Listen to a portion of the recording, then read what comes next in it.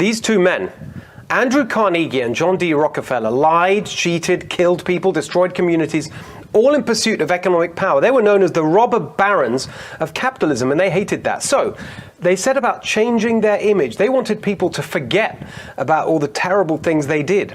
So Carnegie built public libraries. Rockefeller set up foundations. They found a way to con the establishment into moving on. And that's what we're seeing today with these two. Bush and Biden want you to forget about what they did. They're desperate for praise and pats on the back from the establishment, but unlike the original robber barons, who at least did some good with their deflection tactics, from Bush and Biden, it is entirely negative.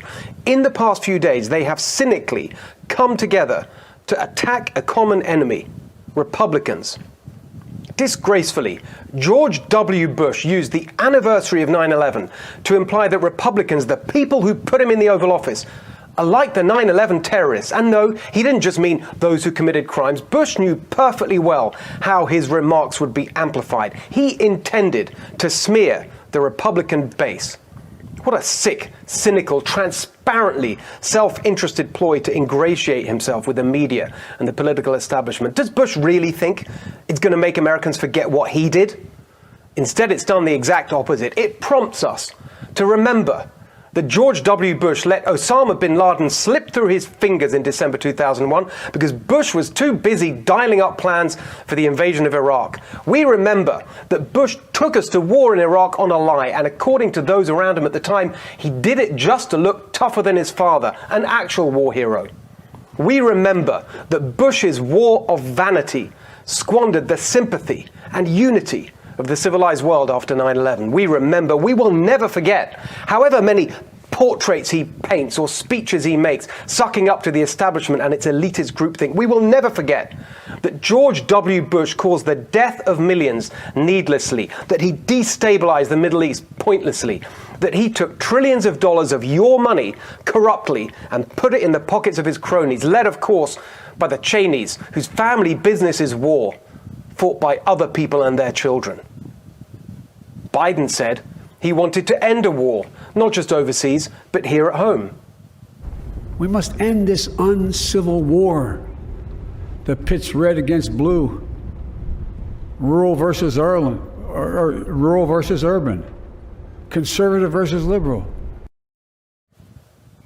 Well, just as his abject surrender to the Taliban has not stopped but restarted the endless war as Afghanistan once again becomes a safe haven for terrorists, Biden is not ending our uncivil war, but reviving it. He picks a fight over the pandemic, hoping we'll forget about the chaos he created at the southern border, the humanitarian crisis, the security crisis, the immigration crisis. He thinks we'll forget about his crime crisis, his inflation crisis. He thinks we'll forget that he was elected on a pledge to bring the country together, and yet every single thing he says or does is designed to drive us further apart. He thinks we'll forget that he was elected as a moderate, a centrist, and yet he's now the front man for the most extreme, far-left, centralizing federal government expansion in American history. Biden thinks we'll forget that he can barely string two sentences together. When he can, they make no sense, even in the moment that he's trying to distract us from his lies and failures. The bottom line, we're going to protect vaccinated workers from unvaccinated co-workers. What? Protect the vaccinated from the unvaccinated? Yeah, it's called a vaccine. Can we just stop for a second and describe accurately what we saw there on Thursday? Either we saw a president who went off script and made something up that directly contradicts science and the stated aims of his administration, or it was in the script and he successfully read it out. In which case we have an entire White House operation that has the President of the United States saying things that contradict science and the stated aims of the administration. This is not a joke, folks. This is a crisis of governance. In the very act of trying to get us to move on, Biden reminds us why we must not. And of course, more than anything, that applies to his greatest catastrophe, his cruel, narcissistic bid to be the guy who stopped the endless war at any cost, whether that's dead Marines in Afghanistan or another 9/11 plotted there, or Americans and our allies stranded behind enemy lines, desperate, fearing for their lives in the hands of those who attacked us 20 years ago. What a grotesque way to commemorate the bravery, the heroism, the sacrifice of so many Americans, not just on that day, but in the 2 decades since. Biden surrendering to the Taliban, leaving our people behind, leaving our military equipment behind, leaving our morality behind. This appalling Biden regime, cruel, weak, incompetent, still can't seem to comprehend the gravity of what they've done. Listen to this from the State Department when challenged about why they're not letting planes take off and getting Americans out. This is an actual official statement released last Sunday. Quote, "We understand the concern that many people are feeling as they try to facilitate further charter and other passage out of Afghanistan.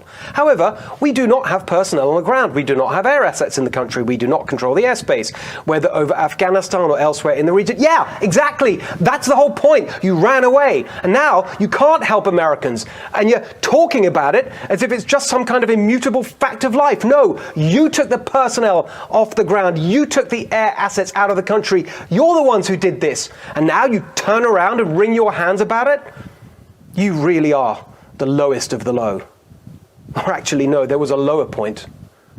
What was the word the White House used to describe the murderous, torturing terrorists they handed Americans over to?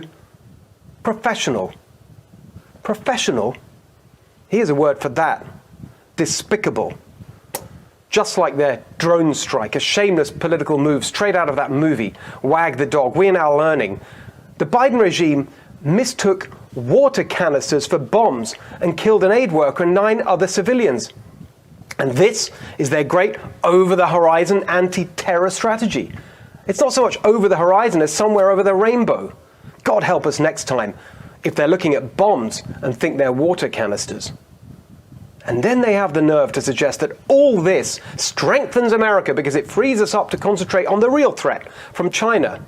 They're right about the threat, but the idea that this weak, feckless Biden regime will ever stand up to China, well, all you need to know about that is the readout from Biden's phone call with Xi Jinping this week. This is an actual quote from a White House official. Biden sought to explain US actions towards China, quote, "in a way that is not misinterpreted as somehow trying to sort of undermine Beijing in particular ways." So that's Biden's strategy on the threat that his whole Afghan disaster was supposed to enable him to protect us from, not somehow sort of undermining Beijing. No wonder there are reports that China is taking over Bagram, the strategic asset that Biden just gave up overnight. Biden is totally out of his depth. He is nothing but a corrupt machine politician with no principles, no integrity, no decency. His entire presidency is a fraud. He said he'd bring compassion, but instead gave us cruelty. He promised competence, but delivered chaos. He was elected as a moderate centrist, but the minute he's sworn in, it's a far-left socialist takeover. He was running around yesterday complaining about the F Biden signs he saw from his convoy. Honestly, considering the damage he's done to this country, that is a mild rebuke. As we said last week, if he won't resign, he must be impeached.